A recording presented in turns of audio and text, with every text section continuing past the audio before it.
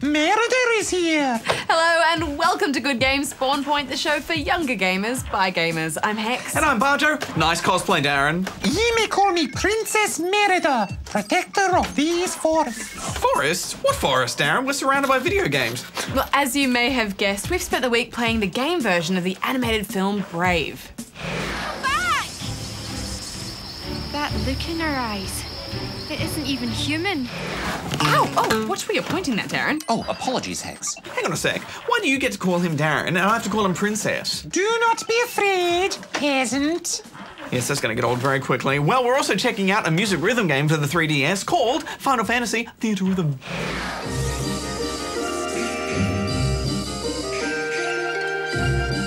Darren, you've been working on a new segment as well, haven't you? Affirmative. And I'm confident it will leave behind hardly any temporal anomalies or miniature black holes. Right, well, just give us some warning before you do anything crazy, okay, Darren? When addressing royalty, ye must say please. Okay, Hex, I'm going to go read the news because I've had all about I can take of this whole thing. It's probably for the best. Nice trolling, Darren. Affirmative. It's so easy. We should have a... What was that you just said? What was that, Darren? Didn't ye have some chores to do, peasant? Off you go.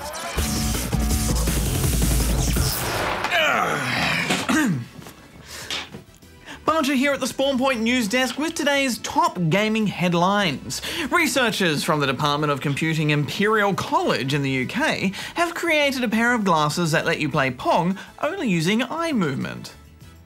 The glasses were designed to demonstrate technology that will hopefully aid people who have difficulty controlling computers due to diseases such as Parkinson's and multiple sclerosis. The glasses only take 10 minutes of training to use and cost around $30 to build using off-the-shelf hardware. Young British gamer 12-year-old Nick Guerra accidentally racked up an Xbox Live bill on his father's credit card totaling almost $1,800 because he didn't realise that Microsoft points were costing actual real-world money. Nick's father has drawn attention to the fact that no password is required to purchase points. The story highlights how important it is for parents to pay close attention to their children's online gaming activities. A study by the University of Luxembourg has discovered that inexperienced gamers who play violent video games are more likely to fall victim to a phenomenon known as Macbeth effect. The Macbeth effect refers to a scene in the Shakespeare play where Lady Macbeth tries to wash away her guilt over the king's death. The players exposed to violent games were more likely to choose a cleaning product such as soap or toothpaste after playing. Whoa! What's this? Oily smell? Plutonium casing? This doth come from Darren. Whoa! I think I got one. I'm getting something in carbon fibre, you know, with the No, the pulleys. recurve is much nicer. Hey, Darren! Do you know anything about this which hit me in the face during the very important news segment today? I mistook thee for wild game in the distance. Right, Hex, we're doing this Brave review right here and right now. Yeah, I think we should probably just get on with it. Vagrant, please resheath me arrow in its quiver before we begin. You did with it, Hex.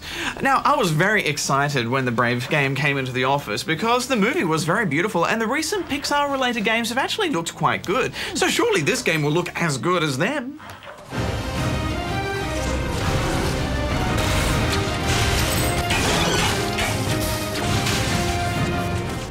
Yes, it's not quite up to that Pixar visual standard we're used to, is it? Here's a fine weapon. Just like the movie, the game stars the Scottish princess Merida, who's had her mum turned into a bear by a forest witch. If I can't remove Mordu's blight, will she ever be my mum again? Unfortunately, there is a lot that this game gets wrong, but first let's talk about what it gets right. Yes, well, they got her hair colour right. But no, to be fair, the Brave movie is a difficult one, I think, to translate into a video game because it's really a story about a relationship between Merida and her mother. To flesh out the gameplay, you'll spend a lot of time whacking enchanted beasties. The swordplay is generic, but the archery mechanic is pretty slick because it uses twin stick controls, so you can move while shooting in any direction. It's also good to see a co-op mode where the second player plays a ghostly wisp that's much easier to play for younger spawnlings. If the wisp is having trouble keeping up with Merida, it can just teleport to her, and infinite lives always helps. Sadly, the rest of the game conforms to very typical platforming standards. Merida collects coins from bushes and barrels.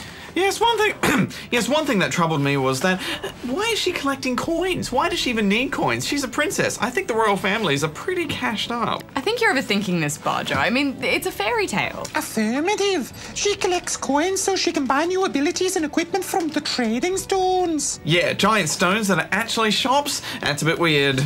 Affirmative. She must also call on her triplet brothers who are actually bear cubs to solve puzzles to open doors for her.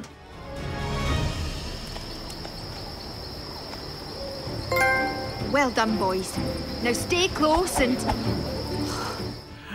I'm sorry, but I think I have to have a tiny little rant. Firstly, why would you build doors in a castle that can only be opened by 3 little bears in tandem?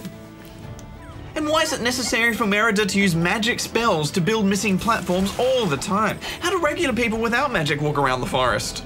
And why is the game so short? And why are there invisible walls everywhere? And why does the camera take so long to follow you? And why can't Merida swim? And you know what the worst thing is? And the worst thing... Darren, did you just laser Bajo? Oh, I merely fired my sleep ray. He was going to have a rant meltdown. He'll be fine in a few minutes. Sort of explains with being a cat. Wait, so Bajo's gonna think he's a cat? Oh, it only happens in a small percentage of humans. Right. Well, Bajo may have been ranting, but there's no denying that Brave was a bit of a disappointment. Affirmative. Especially so when you compare it to the smartphone version. It's a simple update of Temple Run, but the visuals are good. All right, well, final thoughts, Bajo? Could I give a score instead? All right, Darren. Well, consulting my scoring matrix, this game computes as 3.141592653. Darren, that sounds like the mathematical formula for pi, and we only score in whole and half numbers. Oh, all right. Well, it's a 3 from me. Okay, well, I think you're being a little bit tough there, Darren, but not by much. I'm giving it 5. Bajo? Okay, well, why don't you get ready for your new segment and I'll try and wake Bajo up. Affirmative. I scratch him behind the ears. All right, spawnlings, it's now time to take a trip to some of my favorite video game locations of all time. Hey, Darren, I was looking through some of your older games. Darren, what's going on? Watch out, Goose, it looks like you're coming too.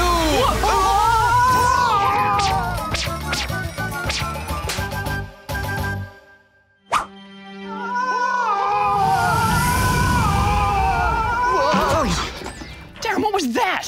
I feel all tingly. Tastes licorice. Darren, Darren, are we in The Legend of Zelda? Affirmative, Goose. Ocarina of Time, to be precise. One of many games in the series to include the famous Hyrule Field, where we're now standing. Oh, Darren, this was one of my favourite video game worlds. It was so big and unexplored. Indeed, Goose. For many, it was this sprawling field where they first felt like they could cast off the shackles of linear levels for the infinite possibilities that lay before them. In fact, it's so famous, it's even referred to as the Hyrule Field moment. Yeah, I've heard of that. But there was only a few places you could really go and visit. Still, that never stopped me spending hours at a time running around this enormous game hub. Not only did the field link players to important locales, but it let them share in the adventure that series creator Shigeru Miyamoto had as a boy while exploring the forests of the Kyoto countryside, which he proudly professes as his original inspiration for the games. In these early Zelda games, Hyrule Field stretched across numerous screens and was made to disorient players, yet it made finding your way all the more rewarding. Later games in the series even included a working day-night cycle that allowed gamers to literally spend days at a time gallivanting around these ginormous grasslands. It did get pretty tiring, always running from dungeon to dungeon. Poor Link must have worn through a couple of pairs of boots. Ah, yes, Goose, but all that running about only helped to forge a very special bond later on between you and an extraordinary equine named Epona.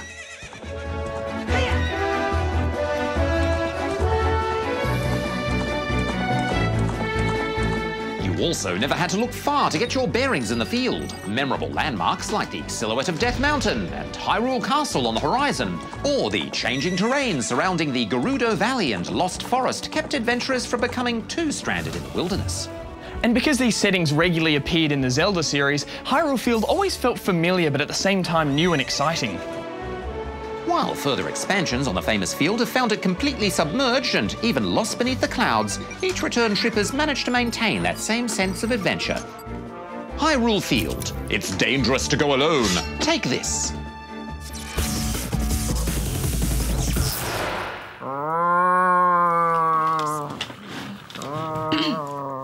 Bajo. Ah, string! Oh, Hex. Oh, I was having amazing dreams about string and sitting on mouse pads and getting in the way of people and sitting in people's laps even though they're trying to have a meal. Oh, it's wonderful. Okay, well, I think we should just get straight into these questions and forget about the fact that you were a cat. Okay. We've got this one from Fuzzy Puzzle in I Don't Know, which is in Victoria. Flea? Are you going to review Quantum Conundrum on Spawn Point? I know you've done a review on it on your adult show, but I'm not allowed to watch Good Game. The adult. ... So can you PS? You guy are very, very, very, very, very, very, very awesome. Well, sorry, Fuzzy Puzzle, but we're not planning on reviewing Quantum Conundrum again on Spawn Point, but we'd be happy to let you know that we both really enjoyed it. I gave it, I think, 8.5. Yeah, I gave it an 8. It's got some great puzzles and it's so much fun messing around with all those dimensions. If you're a fan of Portal, then we'd highly recommend you check it out. Absolutely, and it's out now on PCs, 360 and PS3, but it's a downloadable game only, so you won't find it in any game stores. And maybe if you ask your grown-ups nicely, they'll let you watch the full review on our other show's website. We promise there's nothing unsuitable in it for Spawnlings. Well, moving on to this one from Lachlan in Magnetic Island, which is in Queensland. Hey guys, I have a question for Bajo. What is the name of the game that you played at Game Masters and considered to be the best Mega Drive game of all time? I've tried my hardest to try and find it, but to no avail. Please answer because I'd really like to check it out. Oh, that's an easy one, Lachlan. It was called Another World, and it's not actually too hard to track down. They recently released it on iOS and Android devices, so you can download it if you have access to a smartphone or a tablet. And it's available for PC too from a few different websites, so just do a web search for Download Another World and you should find some options. It can be brutally difficult though, so don't feel too bad if you need to look up a walkthrough to get through it. Let's move on to this one from Mushroom Man in Minecraft, New South Wales. Hi GGSP, I love your show, it's on my fave list. All I want to know is, are there any more Mojang games coming out? If you dob to answer this, I'll become a noob and Darren will laser me. Do you want that to happen? Well, we certainly don't want Darren to laser you, Mushroom Man. Mojang, who, as many of you know, are the developers of Minecraft, are working on a few new games as we speak. Yes, at the moment they've got 2 in development. There's the card collecting game Scrolls, which should be available as an open alpha soon. So that means, just like Minecraft, you'll be able to buy and play an early version of the game before it's actually finished. And there's the upcoming space exploration game with a catchy title, 0 × 10 to the power of C, but that's quite early in development, so it's going to be a little while before we get to play that. And Mojang are also publishing and co-developing a game, Cobalt, which is a cool-looking 2D platformer. You know what this is going to be? This is going to be... This is going to be Darren. Okay. And he's going to be talking about, Minecraft, he loves Minecraft. He's going to be talking, okay. Well, that might be useful. Let's wait till you hear what he has to say. Bajo speaking, speak if you're not Darren. Oh, Bajo, did you mention that Cobalt's the game where you get to play a robot? I did not mention that, Darren, no. Yes, it's going to be a bit like Super Smash Brothers. And was there also something about a noob that needed lasering? No, Darren, no, there wasn't. No, that's all covered. I thought I heard something about a noob. No, there wasn't. Lasering? Just hang up the phone. Darren, I gotta Just go. hang up the phone. Darren, I gotta go. If you do get any noobs, Yeah? I'm always there for you. I know you are, Darren. Thanks very much. I'm gonna go now. Bye. Okay, but, just in case you... Right, well, moving on to this one from Noah in Port Kembla in New South Wales. Now he's emailing me. Is there going to be a Lego Batman movie? P.S. Is a Lego Marvel game going to come out on the PS3? P.S. Bajo is awesome, Hex is cool, and Darren is funky. Well, Noah, we're happy to say that yes, there will be a movie featuring Lego Batman. It's going to be called Lego The Piece of Resistance, and it will star Lego Batman and Superman. I mean, I guess it's not strictly a Lego Batman movie though, but it's still going to have Batman and Superman in it, so that's pretty cool. Yeah, and apparently it's going to be a cross of live action and graphics. But that's a bit of a wait since it's not scheduled to come out until February 2014. But as for a Lego Marvel game, well, sadly there's been no official announcement, but it's definitely a good idea. Yeah, and since they just made a DC superheroes game, it would make sense if they were planning on a Marvel superheroes game too. Yeah, sure would, but that's all wild speculation by us. We'll let you know if we hear anything about it though. Moving on to this one from Yogscast member in Minecraftia, Victoria. Just gonna call Darren quickly and tell him someone said he was funky. Okay. Hey Darren. Hello, this is Darren. Hey, it's Bajo, how are you? Oh, hello. Do you need someone lasered? No. Someone just said you were funky in our Squid Game. They called you funky. They also said I was cool. Yeah. I know, right? I am quite musical, aren't I? Yeah, you're pretty funky. How do I ride the roller coasters if built in Roller Coaster Tycoon 3?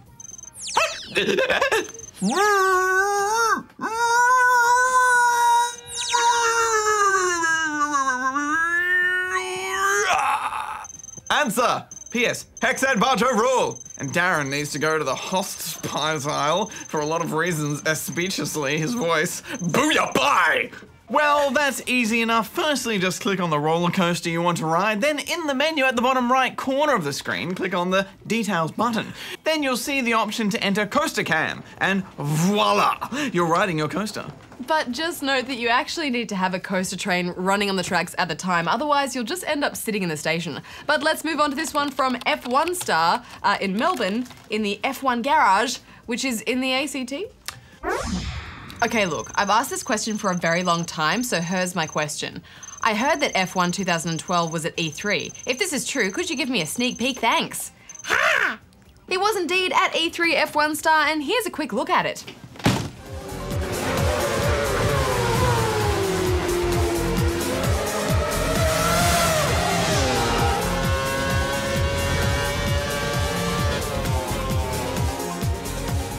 And that's due out in September.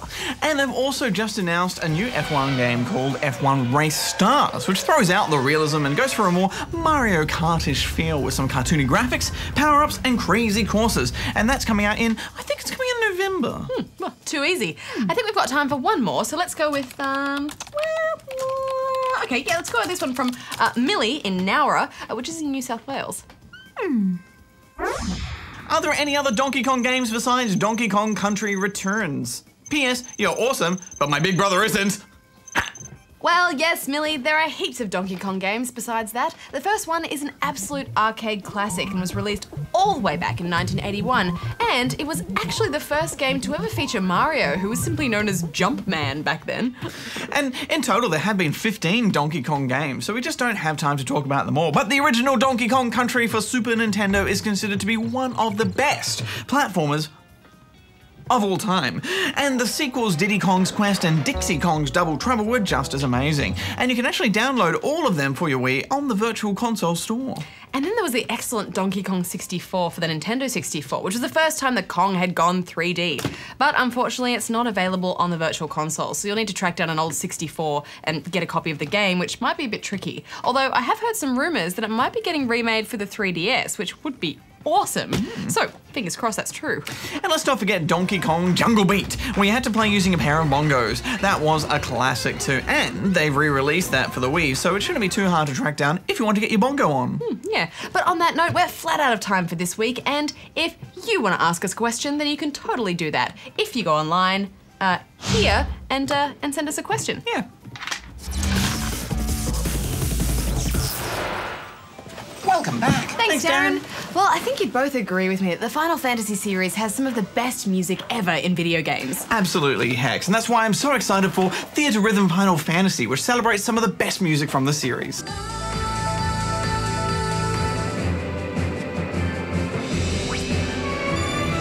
In Theatrhythm, the gods Cosmos and Chaos rule over all creation. Then a music crystal was born.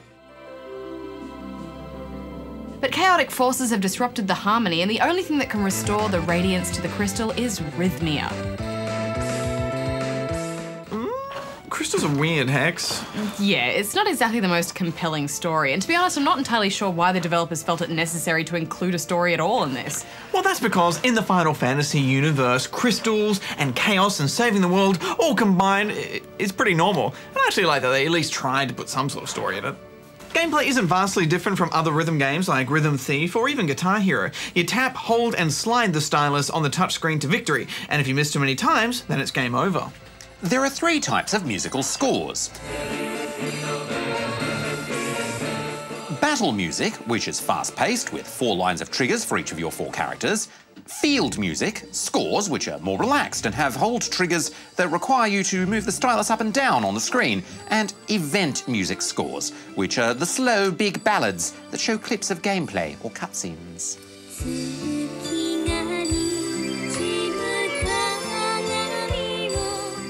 The music in Final Fantasy was so wonderful that it means a lot to a lot of people. So if you're a fan of the series, hearing these theme songs again is going to be pretty amazing. Yeah, I'm not really a Final Fantasy veteran though, so to be honest, I found a few of these songs a little bit boring. Plus, some of the earlier Final Fantasy titles were made in the 8-bit music days, so it was a bit weird playing a rhythm game to those.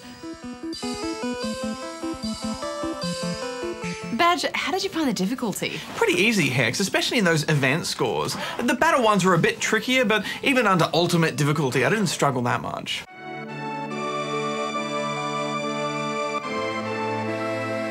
The game also includes RPG elements like stats, hit points, abilities, and items, but I found these to be unnecessary additions. They don't affect your end score, they simply help you get more items. I rarely went back and even checked what abilities and items my characters had. There are just too many elements here. How well you do in a musical score, what ranking you get, your total critical, how much experience your characters earn, leveling up, learning new abilities, how much rhythmia you get. Just let me get back to the action. Yeah, I think I would have enjoyed this a lot more if there was just more music in there and it let you choose the harder difficulty straight away. I mean, this is Final Fantasy, there's so many great tunes. That may be because they are selling extra tracks as downloadable content. This is the first game for the 3DS to feature paid DLC. Each track can be played in the challenge mode and comes with all 3 difficulties, but you can't preview the song before you purchase it. Outrageous! That is outrageous, Darren. You should be able to at least hear the start of a song before you have to buy it. Yeah. You agree, Hex? Yeah. I really did like how the game encourages you to beat yourself. You're presented with your total critical, which accumulates with each try, so you end up trying to critical those sections that you struggle more in. Plus, the chibi characters are quite adorable. There are also dark notes, which are boss fights that you can play with up to 3 friends locally, and these feature some tracks that can't be found elsewhere, which was nice. You can also set up a profile to Street Pass, where you can swap dark notes. Yeah, I don't know how useful that's going to be though. I mean, I hardly get any Street Passes as it is, let alone from people actually playing this game, but I guess it's a cool feature. Final fantastical thoughts, Bajo? Well, I think the game is a bit bloated. If they just stuck to the core of it, the music, then it would have been a much better game. You know, and I love the music, so I'm giving it 7 out of 10. Well, I get that this is about celebrating the joy of Final Fantasy music, but I personally just don't have that emotional attachment to it, so I'm giving it 6 out of 10 rubber chickens. Unique New York. Unique New York. Oh, come on! Hey, an actor's got to prepare. Here it is. It's going to be worth it. Oh, it's just a wee chorus! Was it good? Okay, yeah, that was pretty good. Nailed it. You know what, you guys? We should do a cosplay special where we all dress up as characters from video games. That's a great idea! Who are you going to be, Hex? Obviously, I'm Batman. Who are you going to be? You can't be Batman. You've been Batman already. Pick something else. No, I'm going to be Batman. What about you, though? Well, I'm going to be Link. I know Link's a boy, but if Darren can be Merida, then I can be Link. Yeah. Now, Darren, you've already been Merida, so I think you have to choose something else, something that you'll do much better. Affirmative. Initializing game character scam. You know what? I don't think Darren should choose his own character. I think we should let the spawnlings write in and choose a character for him. That's an awesome idea, Hex. Negative. What you need to do is send in your suggestion for what Darren can dress up as to this address and go nuts. Whatever you can think of. Make it as crazy and complicated and uncomfortable as possible. Negative. Next week on the show, we'll check out Tony Hawk's Pro Skater HD.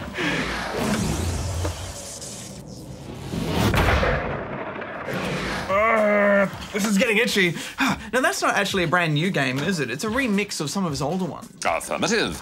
Well, till next time, spawnlings, may all your games be good ones. Hex out. Bajo in. Darren out. You know I took Tony Hawk skating on Mars once. Oh, how'd it go? He was a bit of a noob. I think the lack of atmosphere may have affected his skills. Right. What happened? Well, he sort of went blue, then he sort of went green, then he went red. Is he all right, though? Could he not really breathe on Mars without an atmosphere? Is that what you're saying? Yes. He's all right, though. I revived him Okay, good. afterwards, Yeah. after the judges made their scores. Yeah, fair enough.